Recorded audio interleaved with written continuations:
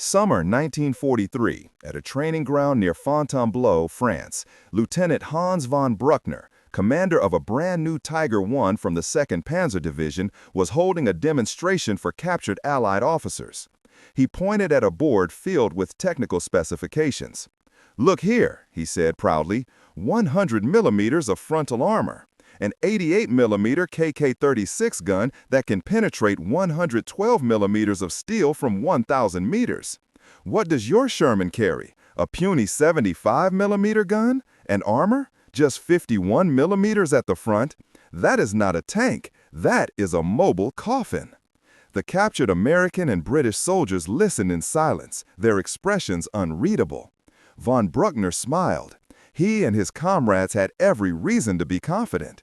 In battles across North Africa and Eastern Europe, the Tiger I had established a fearsome legend.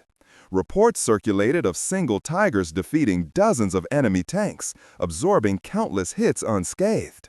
German tank commanders were trained to seek ideal defensive positions, often from beyond 1,500 meters, where their deadly 88 millimeter gun could destroy opponents while they remained nearly invulnerable.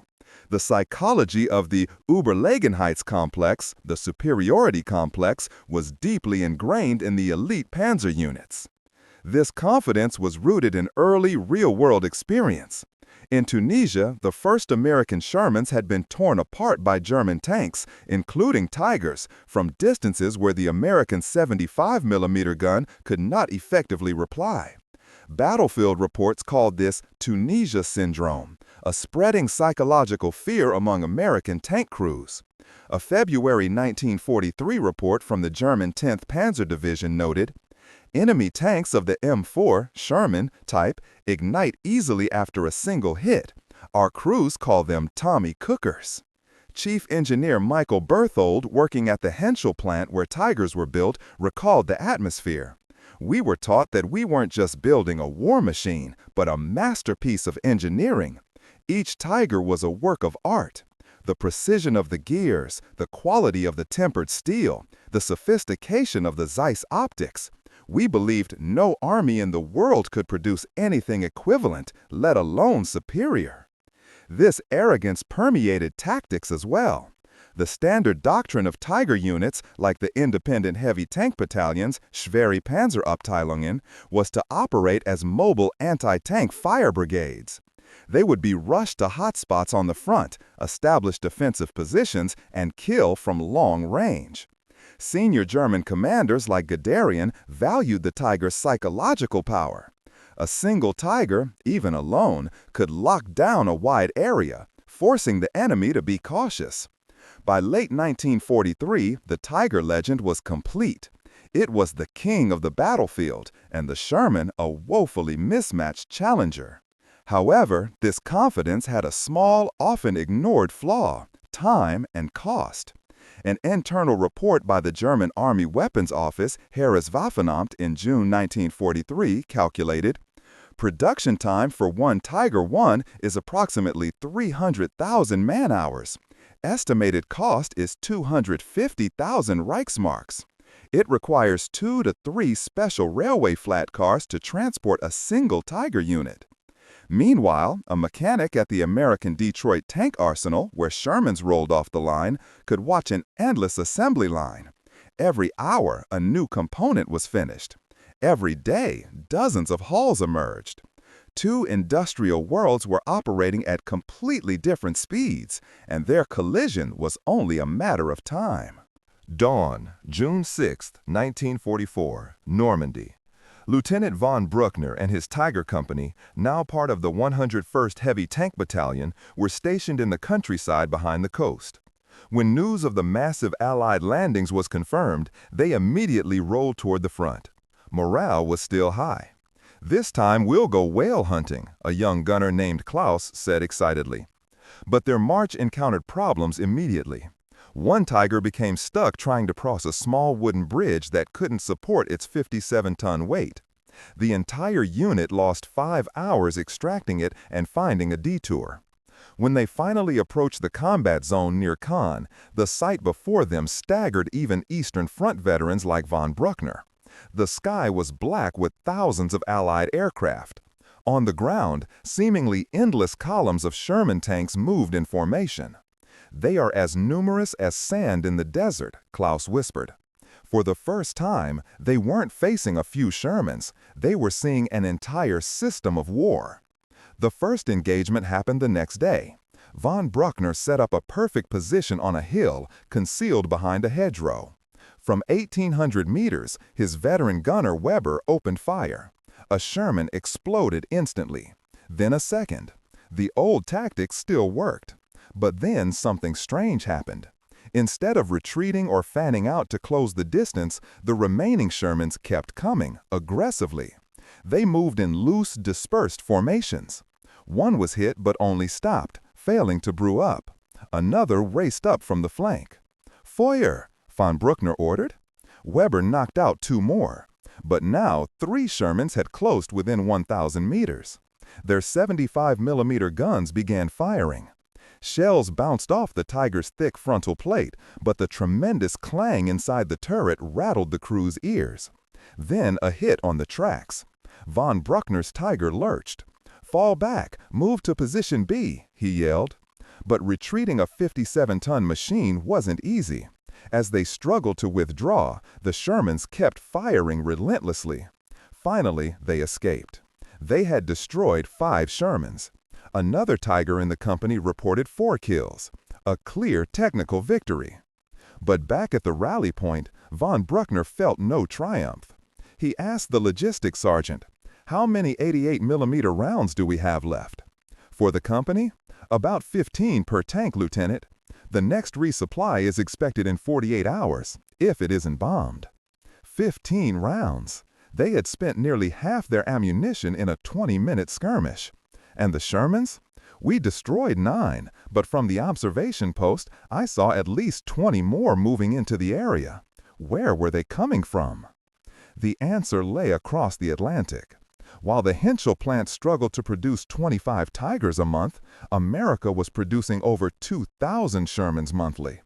A single plant, the Chrysler Detroit Tank Arsenal, completed a finished Sherman every 30 minutes at its peak. Moreover, the Sherman wasn't a static design. When reports about the German 88mm gun came in, American engineers reacted at a pace unimaginable to the Germans. The Sherman M4A3E2 with up to 100mm of frontal armor entered production just months after it was requested. The British Sherman Firefly, armed with the powerful 17-pounder anti-tank gun, began appearing. Furthermore, the Sherman was a reliable machine. While the Tiger required meticulous maintenance every 500 kilometers and suffered frequent transmission and engine failures, the Sherman could march hundreds of miles without major repair. It consumed less than half the fuel of a Tiger and could run on multiple fuel types. The simplicity of its design, once mocked by German engineers as crude, had become a strategic advantage. A broken-down tank could be fixed on-site within hours or have its entire engine replaced in a day at a mobile workshop. The diary of a German logistics officer, Captain Erich Mueller, recorded near St. Lo on July 15, 1944, captured the growing despair. "The Tiger Company has destroyed 31 enemy tanks this week. An astounding achievement.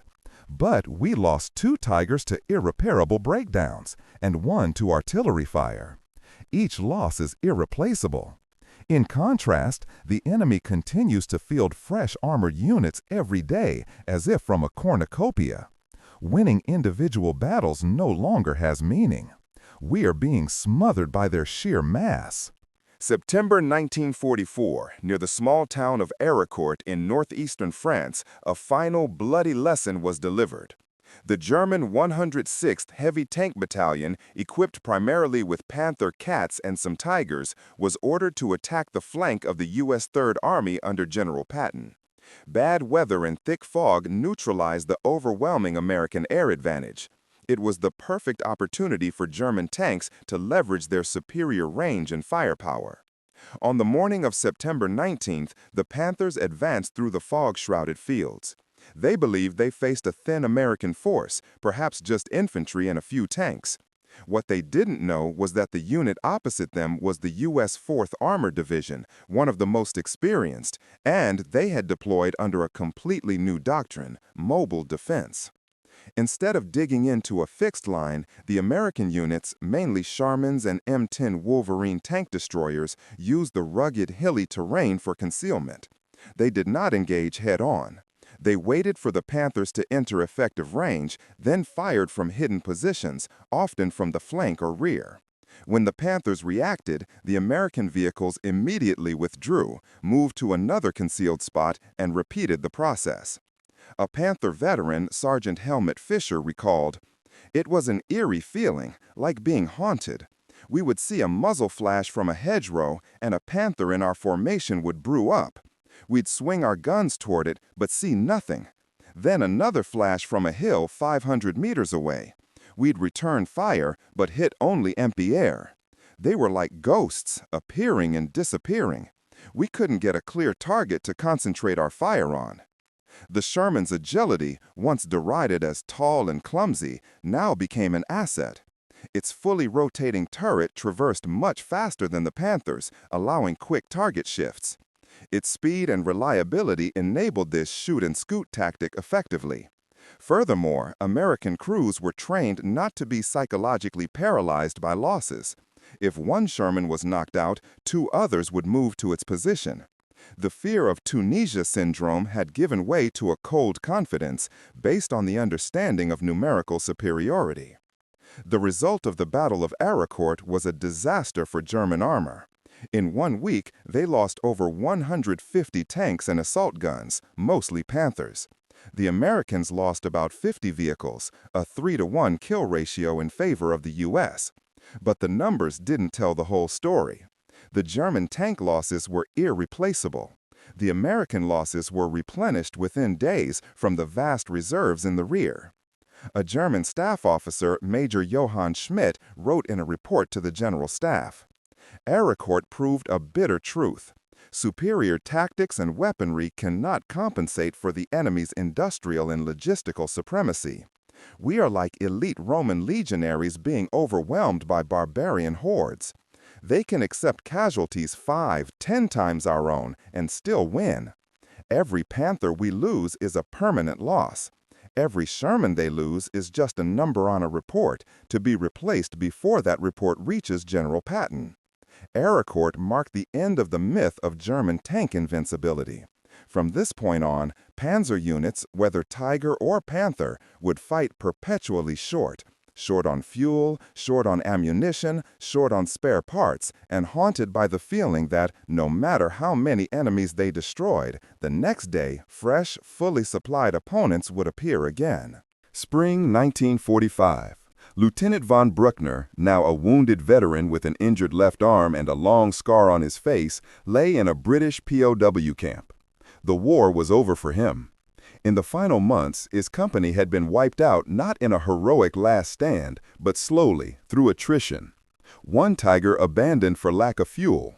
Another destroyed by a P-47 Thunderbolt fighter bomber while trying to move by rail. The last one was knocked out by an American infantry bazooka team in a village ambush from just 30 meters away. In the camp, he had a chance to speak with American POWs who were also former tankers. One, Sergeant Frank O'Malley from Ohio, had commanded a Sherman. "We called you guys big cats," O'Malley said, pouring von Bruckner a rare cup of coffee. "Truth be told, when we saw a Tiger, we were scared. But we were taught, don't fight it fair. You have 5 tanks, it has 1. Swarm it. Keep moving. Call in artillery. Call in air. If you have to, trade 1 Sherman to get a flank shot." Von Bruckner nodded, a bitter smile on his lips. "We laughed at your tank. We called it the Ronson. Lights first time, every time." O'Malley laughed out loud. "Oh, we knew that, but then we got wet stowage, the wet ammunition racks. Brew-up rates dropped. And the Easy 8s with the 76mm gun. They could handle you guys at pretty good range." This conversation encapsulated the entire Tiger versus Sherman confrontation. The Tiger was an excellent weapon, powerful, accurate, fearsome. The Sherman was an excellent system, reliable, mass-producible, easy to maintain, and constantly improved. The Tiger was designed to win each battle. The Sherman was designed to win the war. The numbers tell the ultimate story. Production. Germany produced approximately 1,347 Tiger 1s and 492 Tiger 2s. The United States produced 49,234 Shermans. Cost. A Tiger 1 cost about 250,000 Reichsmarks and 300,000 man-hours. A Sherman cost about $45,000 equivalent and under 10,000 man-hours. Reliability. A Tiger could travel an average of 100 to 150 kilometers before needing major maintenance. A Sherman could travel hundreds of miles without major issues. Logistical flexibility. The Tiger required special rail cars, special ferries, and a team of specialist engineers. The Sherman could be shipped on most transports, repaired by ordinary mechanics, and run on multiple fuel types. The legacy of this confrontation still echoes in modern military doctrine. The Russians learned this lesson and applied it to the T-34. Simple, effective, mass-producible. The West continued to prioritize producibility, logistics, and reliability, as seen in designs like the M1 Abrams tank, which combines formidable firepower with high reliability. For German tank soldiers like Hans von Bruckner, the final lesson was brutal. In modern total war, victory belongs not just to those with the strongest weapons, but to those who can produce enough weapons fast enough, get them to the battlefield efficiently enough, and keep them running long enough.